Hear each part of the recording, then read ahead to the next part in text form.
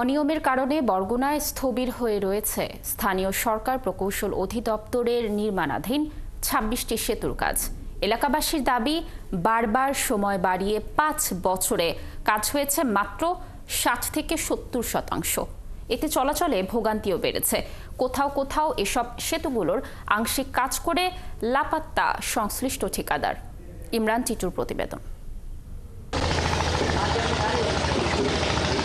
২০-২১ অর্থবছরে বরগুনার তালতলীর দক্ষিণা খালের ওপর ৭২ মিটার দৈর্ঘ্য ও ৭.৫ মিটার প্রস্থের সেতু নির্মাণের প্রকল্প নেয় এলজিইডি।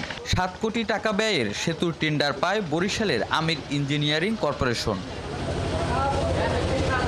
সেতুর দুই পারের অর্ধেক কাজ শেষ হওয়ার পর মাঝখানে ২৪ মিটার দৈর্ঘ্যর স্প্যানটি বসানো হয়নি ২.৫ বছরেও। সেতুর নির্মাণ কাজ চলাকালীন সময়ে যোগাযোগের জন্য বিকল্প ব্যবস্থা করার কথা থাকলেও কিছুই করেনি ঠিকাদার। এখানে ব্রিজটা না থাকার কারণে এখানে থেকে চলাফেরা অসুবিধা। খেয়া পাঠাতে অনেক রিস্ক, অনেক স্রোত নদীতে। বাহিরের যত লোকজন আসে এখানে আসা তারা পারাপার হইতে তাদের অনেক সমস্যা। সদরের ধুপতি এলাকার খাগদুল নদীর উপর এই সেতুর নির্মাণ কাজ শুরু হয় প্রায় ৩ বছর আগে।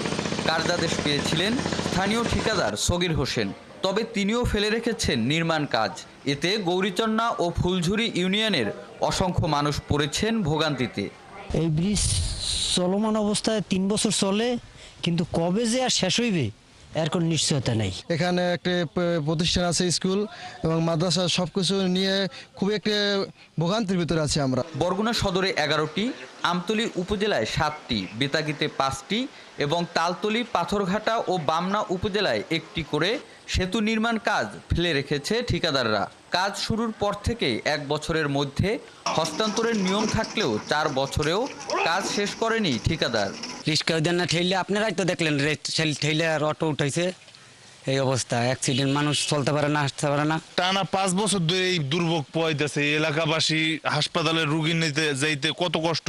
এ বিষয়ে ঠিকাদাররা কথা বলতে রাজি না হলেও এলজিডি কর্তৃপক্ষ বলছেন চূড়ান্ত নোটিশ দেওয়া হয়েছে ঠিকাদারদের। কাজ শেষ না করলে বাতিল করা হবে চুক্তি। রিসেন্টলি আমি সকল ঠিকাদারকে চূড়ান্ত নোটিশ, এটাকে 28 দিনের নোটিশ বলে, সেই নোটিশ দিয়েছি। এতে করে তারা হয় কাজ শুরু করবে, আর যদি একান্ত তারা যদি আমরা শুরু করতে নাই পারি তাহলে আমরা বাতিলের দিকে চলে নতুন ঠিকাদার নিয়োগ করে কাজগুলো সমাপ্ত করাবো। স্থানীয় সরকার প্রকৌশল অধিদপ্তরের এই 26টি সেতুর ব্যয় ধরা হয়েছে ৮৪ কোটি 89 লাখ ৭৮ হাজার ৭৭০ টাকা, যার বেশিরভাগ টাকা তুলে নিয়েছেন ঠিকাদাররা। ইমরান টিটু, ৭১, বরগুনা।